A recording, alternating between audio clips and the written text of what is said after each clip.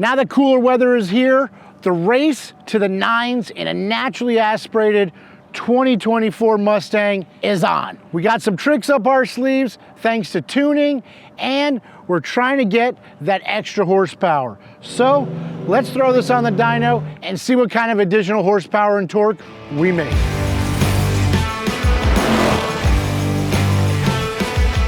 So to catch everybody up to speed, recently we were out at Mod Nationals and we set the NA world record for the S650 with a 1057 at 133 miles an hour. And we had mentioned in that video that we had some parts that did not show up that we really wanted for Mod Nationals.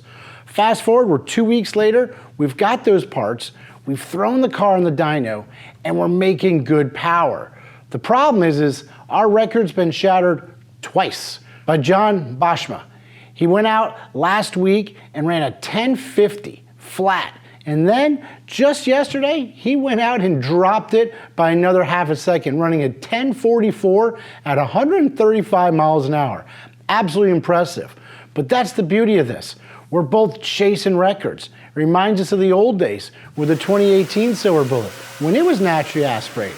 We're out there battling Robert Ball and Letitia Hughes because it's all about chasing records. In fact, we had a really good video about that with the 2018 and what it took to become the first Gen 3 into the nines on motor alone. That car was also the first one into the 10s, and it was the second S550 in the nines, right behind Robert Ball by just 15 hours. So the pressure is on.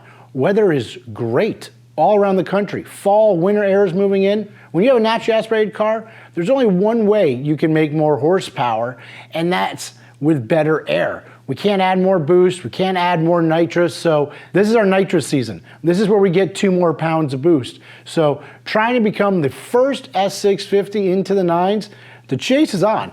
And as you've been seeing online, we're going back and forth with John. He's got a heck of a program up there at Boschman Speed Shop in Wisconsin, and we're trying to do the same here with our Steeda Silver Bullet. So speaking of making more horsepower, let's go to the dyno room and check out exactly how much more horsepower we made and how we did it.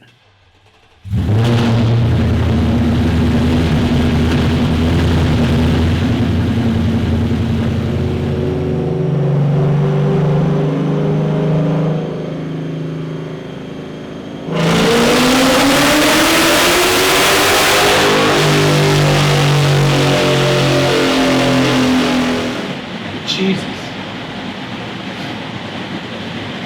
So at 5,900, we're already making more horsepower than before?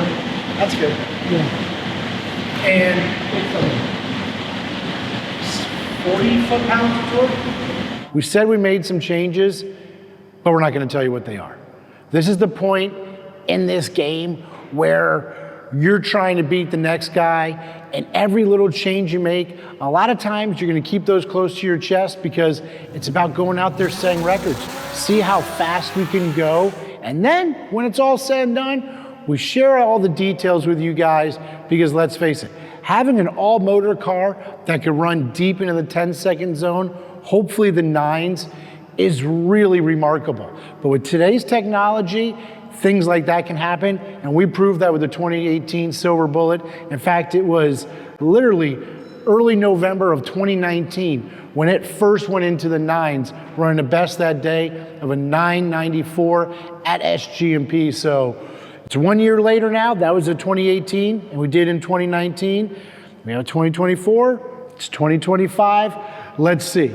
So for the first pull on the dyno, Lund wanted us to just rev it out to 6,000 RPMs, make sure things are happy. You do that when you change things up. Red's the old graph, blue's the new one. As you can see, we picked up a healthy amount of torque, and even the horsepower. We are making a bunch more horsepower even at 6,000 RPM. So we're gonna send the logs off to Lund right now, let the car cool down, make another hit.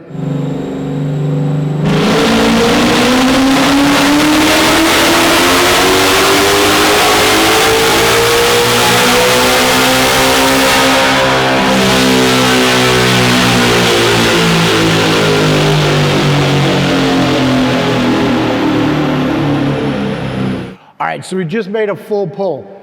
The old numbers are in red, the new numbers are in green. As you can see, we are making a tremendous amount more torque. In fact, at 4,600 RPMs, you're looking at a pickup of 64 foot-pounds of torque.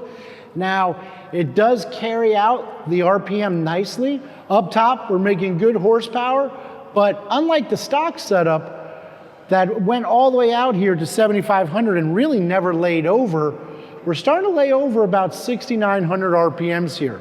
Now that's something we can address hopefully in the next couple weeks with some different camshafts that are going to be available for these cars, because we want to be able to carry that power all the way out to 8,000 RPMs. Maybe it's also the limit of that 2024 manifold compared to the Cobra Jet, where back in the day we were able to rev it out to 8,500 RPMs no problem. So all said and done, horsepower went from 487 horsepower to 528. Torque went from 418 to 476. That's a tremendous amount of torque increase. That's what's gonna help move the car. That's what's gonna help accelerate it. So you're looking at 41 horsepower increase and 58 foot-pounds of torque over our previous best. Because those old numbers are when we went out there and ran the 1057. And kudos to John for going out there and beating us twice this past weekend. So we're happy with the numbers. We're making some last minute tweaks to the car right now, and we're gonna get it washed and loaded up, because we're gonna go hit up a private test session tomorrow at SGMP. So we've got some high expectations. The weather's pretty good, but we're numbers geeks, right? We wanna know all about the data. We know the race is on to try to get to the 9-second zone. How much more are we gonna need? So we looked at the data from November of 2019, when we were the first Gen 3 to go into the 9s on motor. And that car, the Silver Bullet 1.0, made 537 horsepower and 438 foot-pounds of torque.